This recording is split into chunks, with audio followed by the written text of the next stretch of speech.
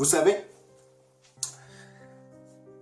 par exemple, quand quelqu'un vit une chose difficile, ça arrive, on est des enfants de Dieu, et ça peut arriver qu'on vit des décès dans notre famille, où des personnes ont pu perdre des proches, et vous savez que ces personnes-là, eh ben, elles se retrouvent seules, et avec eux, il n'y a pas besoin de rentrer dans la complexité, parce que tout ce qui a été mis en avant auparavant dans leur vie, leur manière de concevoir la Bible, leur manière de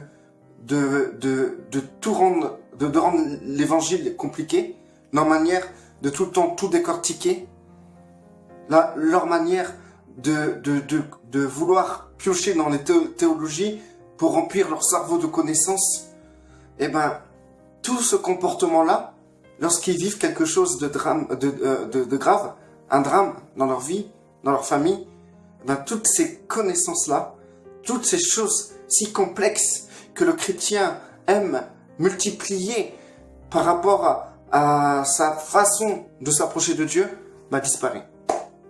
Ça disparaît. Une personne qui vit quelque chose de très dur, toutes ses pensées de théologie disparaissent. Pourquoi? Bah, c'est simple. Parce que dans la douleur, la personne n'a pas le temps de réfléchir que A plus A ou B plus B ou la théorie d'un tel ou d'après la théologie d'un tel ou d'après la vidéo que j'ai vue. Ces personnes-là n'ont pas le temps de penser comme ça. Elles souffrent trop. La seule chose qui leur vient à cœur, c'est de s'approcher du Père avec simplicité. Père, j'ai mal. Père, je souffre. Père, j'ai mal. Fais quelque chose. Et vous savez, leur relation là avec le Père est très simple. Et c'est ce que le Père désire. Une relation simple. C'est pour cela que vous devez réfléchir aujourd'hui. À quoi ça vous sert de débattre? C'est vrai, aujourd'hui, vous débattez avec force et puissance et conviction. Vous êtes prêts à arracher vos vêtements pour vous donner raison. Vous êtes prêts à crier, à vous faire entendre pour que les gens vous écoutent ou pour que vous puissiez dire votre vérité qui est, selon vous, la vérité. Voilà, aujourd'hui, de quoi vous êtes capable de faire. Mais le lendemain, vous ne savez pas ce que vous allez faire. Parce que s'il arrive un drame dans votre vie, dans votre famille, je ne vous le souhaite pas. Que Dieu vous bénisse. Tous ceux qui m'écoutent là, soyez bénis. Il ne vous arrivera pas ça. Mais c'est pour vous ramener dans une réflexion parce que nous ne sommes pas à l'abri d'un drame. Parce que on est tous appelés à mourir un jour. Et on a des proches qui, eux aussi, sont appelés à mourir un jour. Et cela va arriver. C'est une évidence. Maintenant, ce que je tiens à vous dire, c'est que le jour même où vous sortez votre théologie, votre théorie, vos doctrines, quand ce jour où vous allez débattre avec violence, eh ben, il suffit qu'il y ait un drame dans votre famille pour que le lendemain, vous n'avez plus envie de débattre pour quoi que ce soit. Parce que vous allez trouver ça inutile à côté de la circonstance des événements que vous vivez. Mais c'est totalement inutile. Vous allez vous dire dans votre cœur, mais pourquoi je me prenais la tête à vouloir leur faire connaître, soi-disant, une révélation que j'ai reçue? Pourquoi j'ai voulu, avec force, imposer ou débattre? Où je trouvais cette force, d'ailleurs, pour faire ce genre de choses? Aujourd'hui, j'ai envie... La personne qui vit un drame se dit, aujourd'hui, j'ai envie juste de m'approcher du Père avec simplicité parce que je souffre. Pourquoi? Quand une personne vit un drame, elle s'approche du Père avec grande simplicité et au final, elle est bien avec le Père. Et justement, c'est quand elle s'approche vers le Père avec cette grande simplicité qu'elle retrouve un réconfort avec le Père, qu'elle arrive à retrouver même une communion avec le Père et le Fils. Vous savez, c'est là qu'on doit se poser la question. Une fois que cette personne a goûté à cette tranquillité et cette communion avec le Père, une fois que cette personne a réussi à être consolée par le Père, pourquoi cette personne s'en va débattre, redébattre encore une fois? Plus tard, quand la douleur allait passer, quand le drame, quand le choc du drame s'est arrêté, pourquoi cette personne, plus tard, va recommencer à débattre, au lieu de rester dans cette simplicité qu'elle a pu avoir avec le Père au moment où elle souffrait? Pourquoi ne pas rester dans cette simplicité? Parce que lorsqu'il y a un drame, j'ai une question, lorsqu'il y a un drame, est-ce que vous avez l'humeur, même la capacité ou la force de débattre? Bien sûr que non. Je vois mal quelqu'un perdre sa femme et vouloir débattre la parole de Dieu le jour de son enterrement ou même un mois après, 2 mois après. Je vois plutôt une personne dépitée qui a besoin de se rapprocher du Père. Vous comprenez? Donc, du coup, cette personne-là, elle va vivre quelque chose d'intense, quelque chose de simple. Elle n'aura plus envie de développer sa connaissance à travers des théologies, des doctrines. Elle n'aura plus envie de vouloir s'avancer pour mettre en avant ses idées et ses pensées. Elle n'aura plus envie de faire ça. Elle n'aura plus envie de perdre du temps avec des personnes qui se chamaillent pour inverser. Donc, si une personne est prête à arrêter cela, parce qu'elle souffre, et cette personne, elle est prête à se rapprocher du Père. Et si cette personne trouve un équilibre à travers ça, alors à quoi servaient les débats? En vérité, à quoi servaient les débats? Vous savez, peut-être aujourd'hui vous avez encore débattu la parole de Dieu.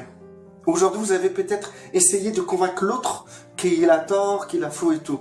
Mais si jamais il vous arrive un drame, quelqu'un de votre famille qui s'en va, chose qui est naturelle et normale. Bon, si c'est prématuré, c'est pas normal, mais ça peut arriver. Ça peut arriver. Est-ce que vous allez débattre encore, perdre du temps à vouloir mettre en avant votre mentalité, votre intelligence? Non, ça se passe pas comme ça. Donc, pourquoi pas prendre un raccourci? Ce raccourci, c'est avec simplicité, c'est être simple, en fait. Dès maintenant. Soyez simple. C'est-à-dire que il faut que vous puissiez avoir une communion avec le Père la plus simple possible. Il faut que vous puissiez avoir une communion avec les frères, avec les sœurs, le plus simple possible. Maintenant, soyez simple. Parce que vous gagnerez du temps. Vous gagnerez du temps. Au lieu de perdre du temps à faire quelque chose que vous ne ferez pas, ou vous ne ferez plus, à cause d'un choc émotionnel, parce que vous avez perdu quelqu'un, ou parce que il se passe des choses difficiles dans votre vie, vous n'aurez plus le moral de débattre, plus le moral de mettre en avant votre intelligence. Donc, au lieu de perdre du temps, commencez maintenant à être simple avec le Père. Soyez simple. Il faut avancer de cette manière-là. Il faut arrêter de vouloir agir d'une manière artificielle. Parce que tout ce qui reste lorsqu'une personne vit un drame, tout ce qui reste, c'est ce qui est véritable. Tout ce qui s'en va, tout ce qui s'arrête, ça fait partie de la chair. Parce que quand une personne souffre, elle est tellement dans la douleur qu'elle peut être que vraie. Elle ne perdra pas du temps à donner une image ou à vouloir que les gens l'écoutent ou que les gens puissent voir leur intelligence.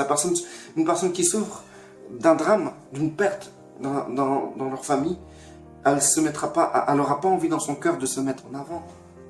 C'est vrai. Elle ne voudra pas se mettre en avant. Elle n'aura pas le moral de se mettre en avant. Eh bien, vraiment, lorsqu'il arrive un drame, ce qui reste, c'est ce qui est vraiment réel. Et quand un chrétien vit un drame, eh ben, on peut voir ce chrétien démuni de toute chose, sauf une chose, du Père Céleste et de son Fils. C'est-à-dire que le chrétien ira comment dire, il lui restera plus que Dieu. Dans sa souffrance, il lui restera plus que Dieu. Et son comportement sera authentique devant Dieu. Parce que une personne qui souffre n'a pas le temps d'être artificielle. Elle peut être que vraie, remplie de douleur. Donc, si ce comportement-là est mis en avant, lorsqu'une personne vit une souffrance, ce comportement dans lequel il lui reste que Dieu, c'est-à-dire qu'aujourd'hui, en vérité, il faut savoir que cette condition vous concerne. C'est vrai. Regardez, un père qui perd son enfant, il s'en foutra maintenant de, excusez-moi d'expression, de percer dans la société, d'avoir une promotion, d'être promu chef, d'avoir une augmentation. Non, il sera tellement meurtri par la douleur de la perte de son enfant qu'il pensera pas à ce genre de choses. Le père qui a perdu son enfant, non seulement il ne pensera pas à percer dans la société, parce que ça n'a plus de valeur pour lui maintenant. Et ben, c'est pareil. Elle ne cherchera pas non plus à se mettre en avant, à débattre la parole de Dieu, à vouloir se faire entendre, à vouloir imposer sa manière de voir l'évangile, ou à vouloir discuter sur un verset. Elle n'aura pas le moral de faire tout ça. Elle aura juste besoin de Dieu. De Dieu, tout simplement. De Dieu. Et aujourd'hui, eh ben, dites-vous que c'est pareil pour vous. Vous avez besoin de Dieu. Donc, il faut que vous puissiez simplifier votre communion avec le Père et vos frères et sœurs. Il faut arrêter les choses inutiles. C'est tout. Arrêtez les choses inutiles qui ne vont pas vous avantager dans votre communion. Ne faites pas des choses que vous ne ferez plus si jamais vous étiez dans la souffrance. Si dans la souffrance vous avez besoin du Père, dites-vous que en fait la douleur c'est comme un feu qui va enlever tout ce qui ne va plus, tout ce qui ne va pas dans votre vie.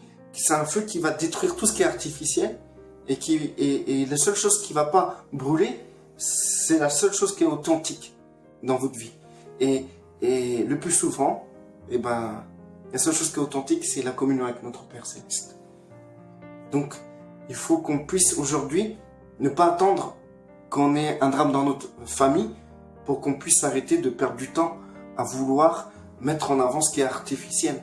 Mais mettez en avant ce qui reste, ce qui est réel, ce qui restera lorsque vous vivrez un drame, c'est-à-dire le Père, la consolation de Dieu. Et aussi, en communion avec les frères et sœurs. Voilà. Donc, cette explication, j'espère que... Je sais que je me suis répété plusieurs fois, mais bon, si vous avez eu la patience de m'écouter jusqu'au bout, je sais que vous serez bénis de ce que je dis. J'en suis certain. Parce que vous allez réfléchir sur votre comportement, et aussi vous allez réfléchir à chaque fois que vous allez débattre, réfléchissez sur le fait que est-ce que vous vous comporterez de cette manière-là si vous perdez un fils, ou si vous perdez votre mère, ou si vous perdez votre femme, ou si vous perdez un proche, un frère, est-ce que vous vous comporterez de cette manière-là? Si la réponse est non, dans ces cas-là, arrêtez parce que c'est artificiel. Restez bénis.